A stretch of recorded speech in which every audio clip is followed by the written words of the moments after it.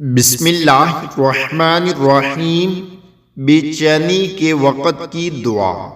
سیدنا عبداللہ بن عباس رضی اللہ تعالی عنہ فرماتی ہیں کہ رسول اللہ صلی اللہ علیہ وآلہ وسلم کرب کے وقت یہ دعا پڑھتے: لا الہ الا اللہ العظیم الحلیم، لا الہ الا اللہ رب العرش العظیم، لا الہ الا اللہ رب السماوات ورب الارض ورب العرش الکریم۔